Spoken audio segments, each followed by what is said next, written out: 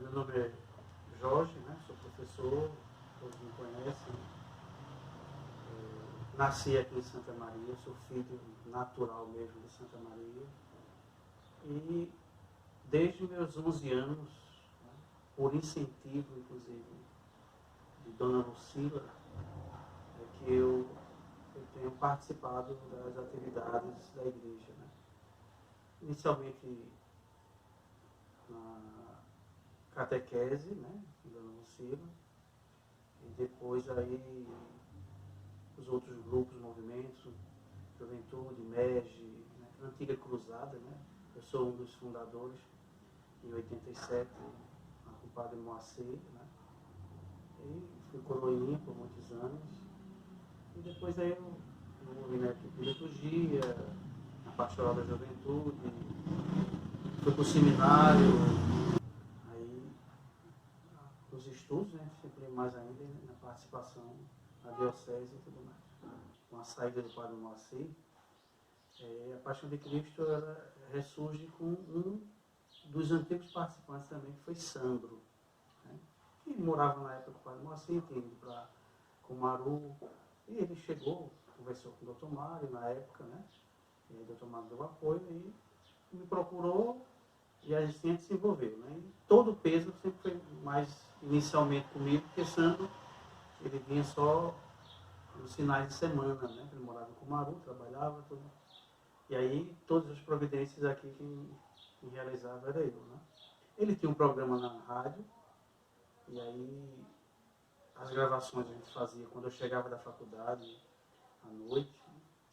E uma das situações do reinício da Paixão de Cristo, com Sandro, comigo, Edson, Zenaide, Enio, Alex e tantos outros, né? Eu coloquei, né, inclusive assim, na reunião, como um critério que a paróquia deveria estar em primeiro lugar nas providências e que tudo tivesse sintonia com a paróquia. Né?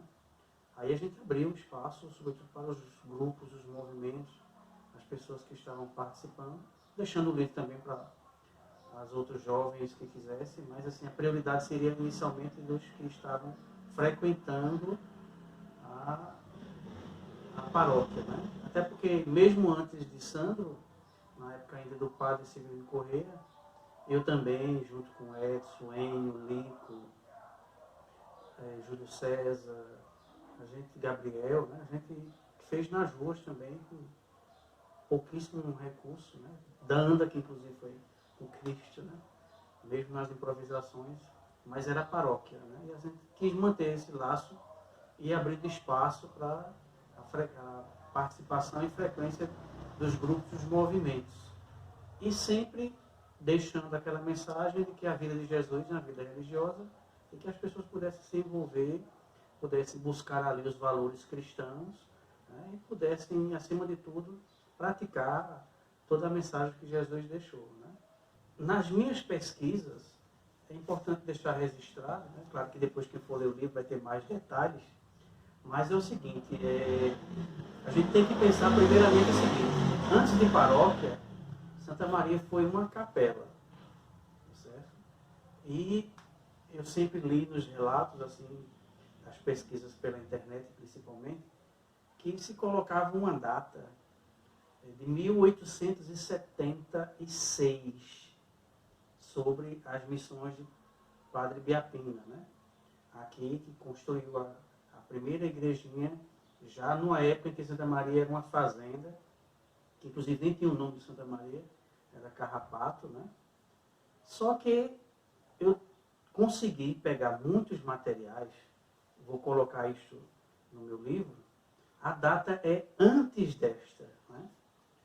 Porque em 1876, Frei Biapina estava doente, ele estava quase paralisado das pernas, e ele estava na Paraíba, em uma das casas, ele fundou 22 casas, chamadas Casas de Caridade, e ele estava que ele conseguiu se identificar mais, que era no município de Solênia, e a chamada Casa de caridade Santa Fé.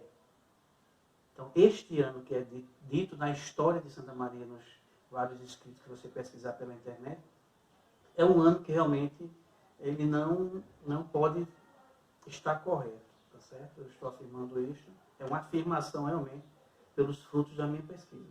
Inclusive, eu tenho uma fonte dessas minhas pesquisas, que é um ex-professor meu, né, que é o Francisco Sadoc, Padre Francisco Sadoc, que foi meu professor no curso de filosofia quando eu estava no seminário em Olinda, e ele é um dos biógrafos, aqueles que tem relatado, pesquisado muito da vida de Padre Biapina, e inclusive eu dei a ele na época um jornalzinho que tinha de Santa Maria, né, que era o Cambucá, que quando falava de Frei Biapina, falava da construção da primeira capela.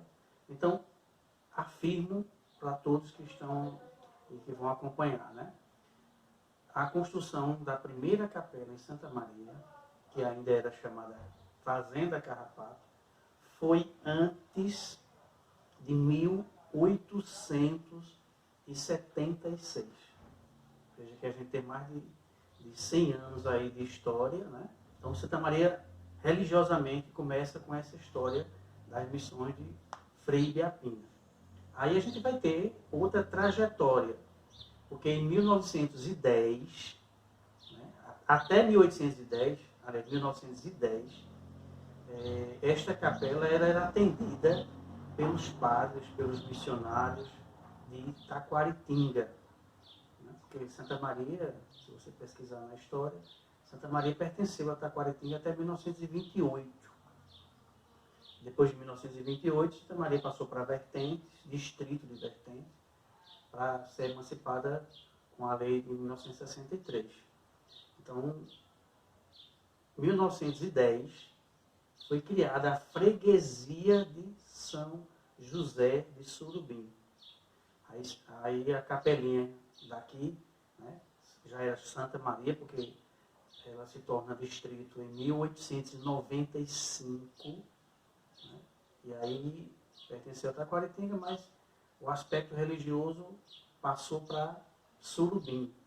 Ficou de 1910 a 1945, quando em 6 de janeiro, o primeiro bispo da Diocese de Nazaré, né, Dom Ricardo Vilela, ele institui a paróquia de Nossa Senhora do Rosário.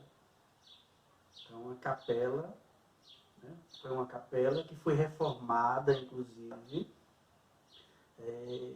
concluída a sua primeira reforma em 1900. O padre Luiz Falcão, que é, inclusive, aqui, de famílias daqui de Santa Maria, né, da família de São José Gonçalves, ele que veio da Paraíba, em 1877, ele se torna capelão dessa região, né, e aí atendia aqui em Santa Maria. Então, da capela, que foi da época da construção de Frei Biapina, passou por uma reforma, se tornou uma capela grande, pelo que me consta nos relatos de antigos conhecedores, né? E em 1910 passou a ser atendida por Surubim. Antes de 1910 ainda era atendida por Taquaritinga, por algum padre que vinha fazer missões nessas terras, né? Mas de 1910 a 1945 se tornou capela filial de São José de Surubim. O padre Jonas, eu estava lendo nos livros de Tombo, né, aqui eu estou escrevendo a história, então tive essa fonte de pesquisa pela autorização do bispo, né, e ele encontrou resistência, né, porque, claro, a primeira capelinha e tudo mais, só que nas pesquisas que eu tive a oportunidade de fazer até agora, ele não se dizia que ia ser destruída, derrubada. Né? Essa vai ser uma atitude que vai ser mais adiante. Mas assim, o pessoal ficou ainda meio assustado com a ideia, né? Resistiu, teve que haver alguns esclarecimentos, algumas reuniões. Não foi fácil para o padre, né? Assim, que chegou com a ideia. Mas aí as pessoas foram compreendendo que era a necessidade, porque o espaço da antiga não estava sendo suficiente, né? Então, havia essa necessidade de uma igreja maior. E isso levou um certo tempo, né? Assim, houve uma certa conscientização, a mobilização, houve muita formação para que as pessoas pudessem. E é bom a gente lembrar que foi em 1945. Quer dizer, se levou um tempo onde as pessoas não tinham todos os meios de conhecimento que tem hoje, né? Então os recursos naquela época, você estava ali, então você defendia o que você tinha. E era a ideia que você tinha, trazia novidade, era algo assim, não tão fácil de ser aceito. Mas houve, assim, depois o entendimento que seria necessário. Então, 1945 não foi inicialmente construída, né? Vai sendo paulatinamente, mas se levou muitos anos, né? E aí, a cada época, houve avanços e as pessoas, quando passavam a ver cada processo da construção, e que elas estavam envolvidas, né? Porque não é só você dizer eu quero fazer a mudança e você também não participar. E elas estavam envolvidas, aí foi que o projeto adiantou mais, né? Mas é uma história bonita de ver assim, o surgimento, né? Foi uma das igrejas matrizes da época construída por Monsenhor Jonas, que depois constrói também em João Alfredo, em outras paróquias, mas a de Santa Maria é a mais bonita. Né? Claro que no projeto ainda tem algumas diferenças, mas que não foi possível. Né? Eram 2 torres, aí só fez uma. Né? As palmeiras imperiais, elas foram colocadas bem mais na frente, não foi inicialmente. Não havia calçamento na frente da igreja, da rua, né? Ela só vem depois da emancipação política.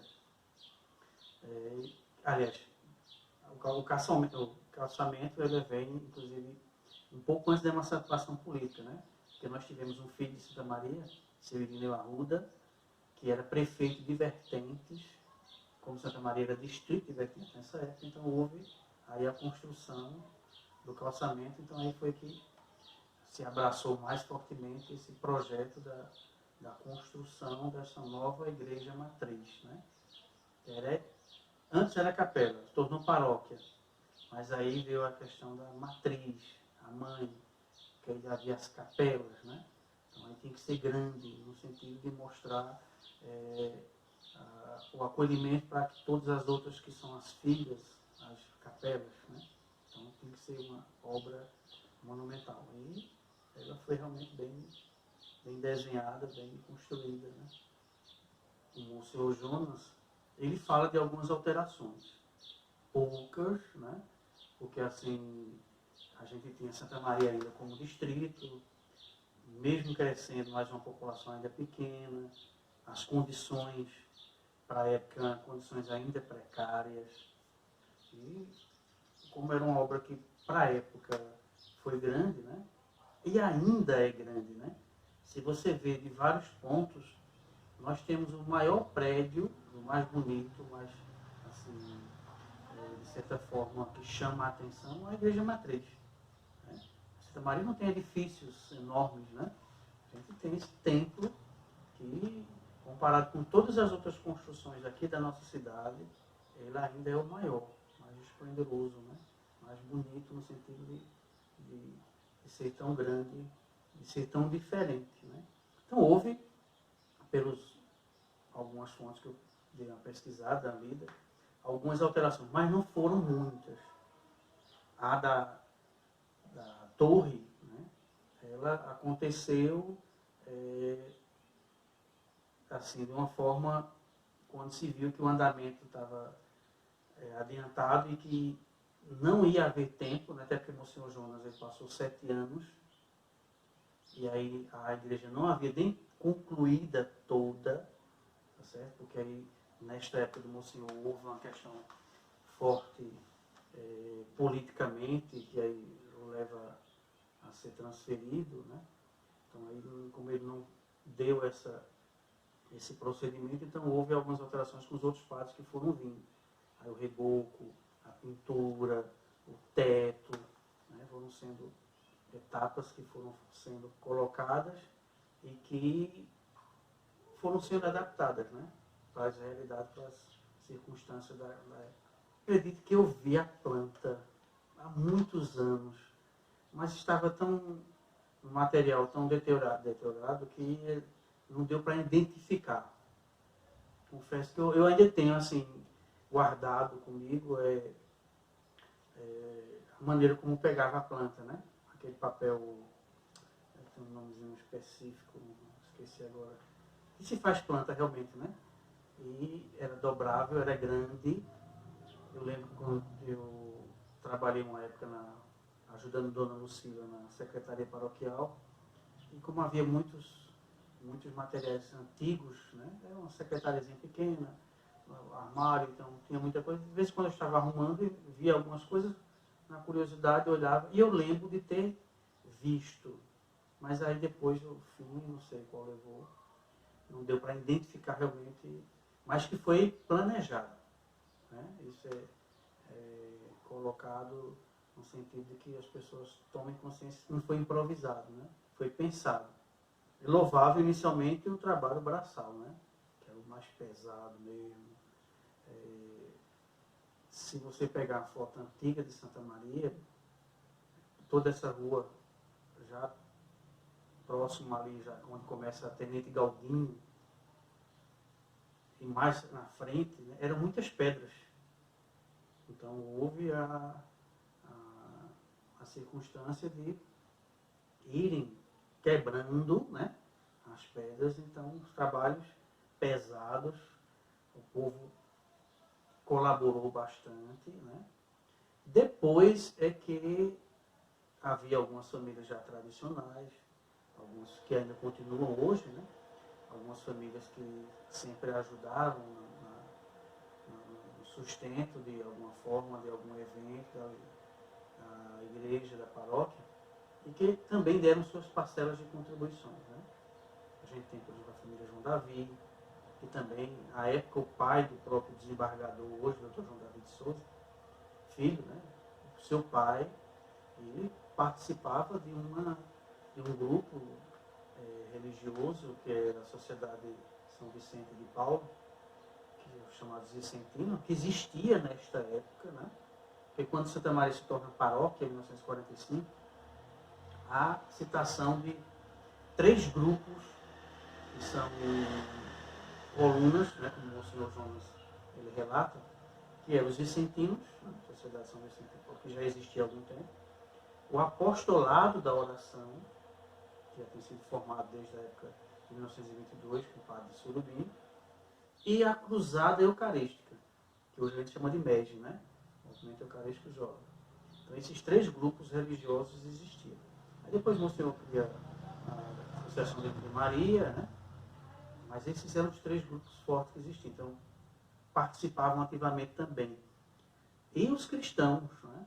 Quando passaram a aceitar o projeto, de saber que era uma igreja grande, que iria acolher a todos, com mais espaço, mais comodidade, né, ampla, né, caberia todo mundo.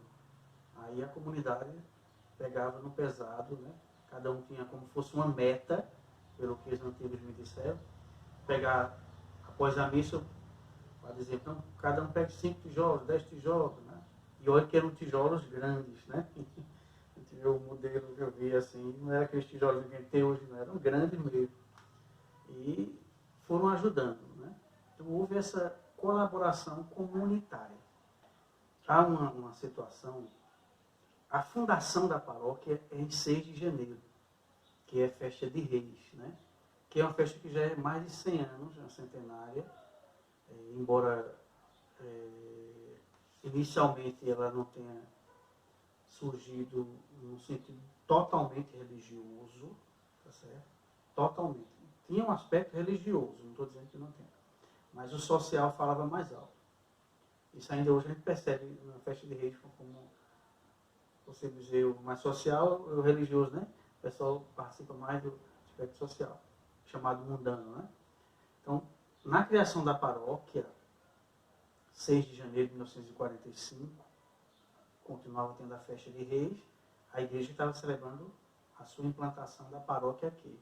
Então, seria, a partir de 1945, o primeiro ano da festa da padroeira.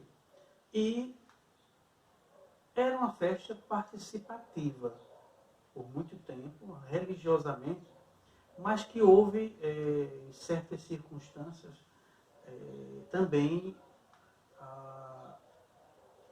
o trazer social, né? E a festa também pegou outros rumos. Então, realmente, como os padres tinham que fazer sua parte, que era da paróquia, a festa da comunidade, né? Aí os outros sociais, cada um que se virasse. Mas foi o padre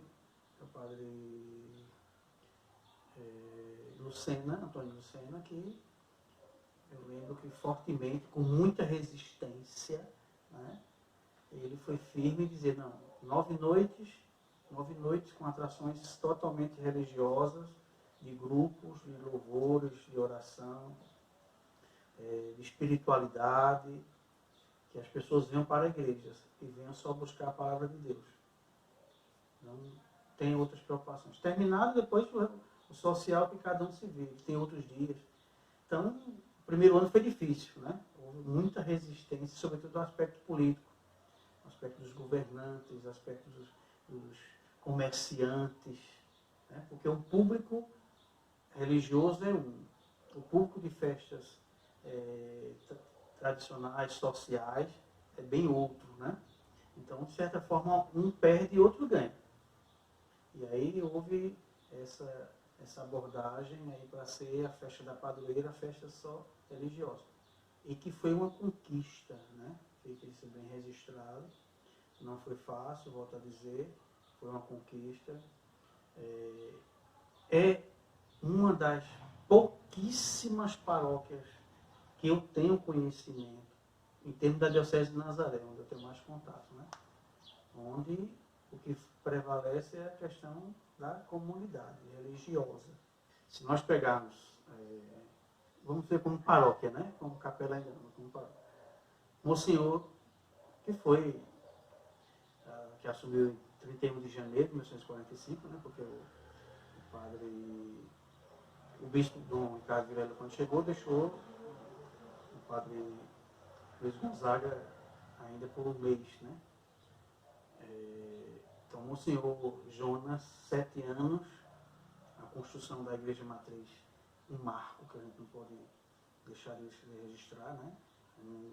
Realmente foi um aventureiro nesse sentido, porque, imagina, há 75 anos atrás, construiu uma enorme igreja. A gente sabe que construir não é nada fácil. Tivemos outros padres, assim, com outras linhas de trabalho, de pensamento, né? A gente teve um alemão, o padre Frederico Weber, né? O alemão, ele trouxe um aspecto também social, de ajuda mais humanitária, né? A Alemanha, inclusive ele trouxe dinheiro, foi o primeiro padre que comprou um carro para a paróquia, ajudou também com dinheiro da Alemanha para a reforma da igreja, tem esses aspectos, né? E o padre, ele inclusive trazia roupas, leite em pó, que a gente tem uma época em Santa Maria, na pobreza nesse sentido, né? E outras ajudas sociais. Então o padre Frederico, nesse sentido, foi muito importante. O padre Manuel Andrade, já de uma certa idade, outros padres com certas idades, né? Trabalharam mais no aspecto religioso, de formação. A gente ainda tem uma época das missas em latim, então há um tradicionalismo. Depois, com a mudança do Vaticano, vai se adaptando, mas levou um certo tempo. Houve padres muito ligados à questão religiosa, das celebrações, padres mais fechados, né? Padres que deram uma abertura, né? O padre Moacir para a juventude deu um passo muito grande, o padre Severino Corrêa para a liturgia, para os jovens, né? Inclusive eu sou um dos frutos dele, nesse sentido de participação, foi muito aberto, né? Outros foram mais dinâmicos na liturgia, nas reformas da igreja. Então, cada um foi dando um tijolinho nesses 75 anos, né? Recentemente, na perca do Monsenhor, a gente não pode deixar a sua contribuição, né? Pouca ainda, porque foi pouco tempo, mas que deixou, né? Padre Elias na sua calmaria, no seu jeito simples, na sua dificuldade de comunicação, mas as pessoas se identificavam com ele, né? O acompanhava na sua amizade, no seu jeito de ser. Olha, viagem a Cambucá, política, aliás, história, política, fé e educação. São esses 4 pilares que eu vou abordar. Da história, vão ter muitos elementos que vocês vão passar a conhecer. Da história de Antônio Silvino, né, o cangaceiro que invadiu Santa Maria, do próprio, um dos fundadores, né, daquele povoado, o Padre Biapina, muitos dados com ele, com novidade. Datas que as pessoas antes pensavam vão ser outras, e comprovadas, né, que assim, eu estou fazendo essa pesquisa e eu estou tendo essa preocupação muito de escrever a história, ouvindo, mas pesquisando documentalmente. Então, eu estou fundamentando, né, o que eu vou colocar vai ser comprovado. Então, desses dois que vão ter essas diferenças de data, né? A gente tem a questão da parte religiosa, aí vão ser muitos dados informativos, vão ter muitas curiosidades de Santa Maria, que alguns talvez não lembrem mais, não lembravam, nomes de pessoas que deram suas contribuições, famílias que foram sendo erguidas, construídas aqui a sua vida, a sua tradição. Nós teremos também sempre o seguinte, eu tento trazer do ontem para mostrar o porquê o do hoje é assim. Todo meu livro vai ser esse embasamento. Antes era assim, então vai chegar em Santa Maria assim, aí você sabe por que foi, né? No aspecto político, eu estou com toda a trajetória de todos os prefeitos, né? Os documentos das posses, fotos antigas de Santa Maria, de pessoas, de fatos. Da parte da educação, aí eu fiz esse livro baseado justamente na inspiração que o Agripino vai completar 50 anos, então eu pensei na história do Agripino. Mas depois, quando eu vi que a história de Santa Maria é tão ampla e não tem nada escrito, eu mudei a minha proposta inicial e ampliei, né? Mas assim, da educação, a gente vai ter muitas questões de antigos professores, das fundações das escolas, das datas, das pessoas, sobretudo pessoas. Eu vou abordar muito as pessoas, né? Os trabalhos, as missões, a contribuição de cada pessoa, as famílias. Eu estou tendo sempre a preocupação, quando eu entrevisto alguém, né? Inclusive você está, a Paixão de Cristo, né? O seu pai tem contribuído, que é a pesquisa no fórum dos votos.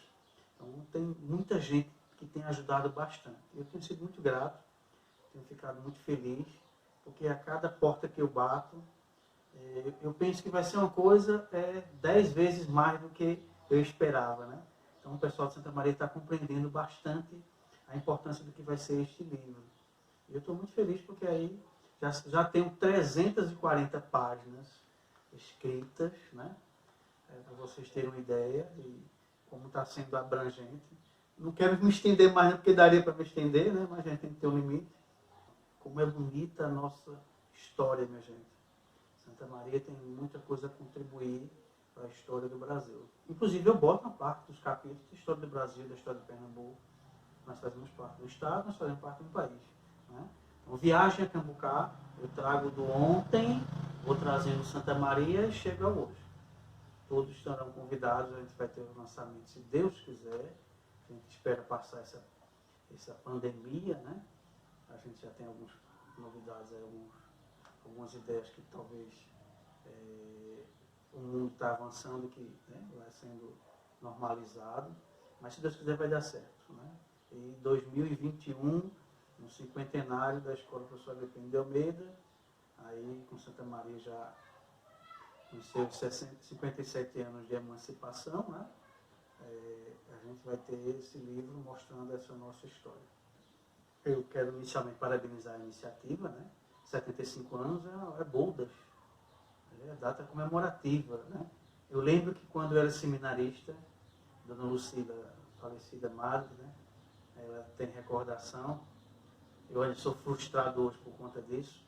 Na Boldas de Ouro, eu deixei todas umas ideias, né?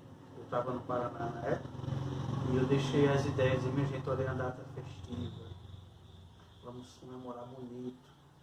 E houve um ensaio, né? Assim, foi muito pouquinha coisa. Eu lembro só do número 50 colocado, e pouquinha coisa, né? E era para ter sido mais grandioso. Mas a gente tem 75 agora, né? Estou inclusive aqui, o poeta Antônio, que isso também está no meu livro, né? Tem sua parte. A gente tem algumas contribuições que ele deixou, que eu vou colocar também, 60, 70 anos, né?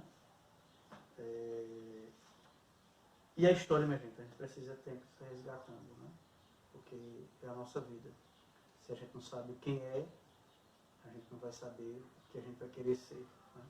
Estejam todos parabenizados, né? Quem está ajudando também, né? Espero que realmente as pessoas que vão acompanhar prestigiem, percebam que a história a gente é quem faz. E se nós fizermos a nossa boa história, o futuro vai fazer com que a gente não seja esquecido, né? Vocês estaremos sempre lembrados. Então que cada um continue plantando essa sementinha aí, essa importante contribuição, né, nessa história nossa. Parabéns a todos e que continue cada um colaborando, né? Isso é importante, ajudando a todos. Então, para o Nossa Senhora do Rosário, os seus 75 anos, que nós podemos dar para vocês é os nossos parabéns.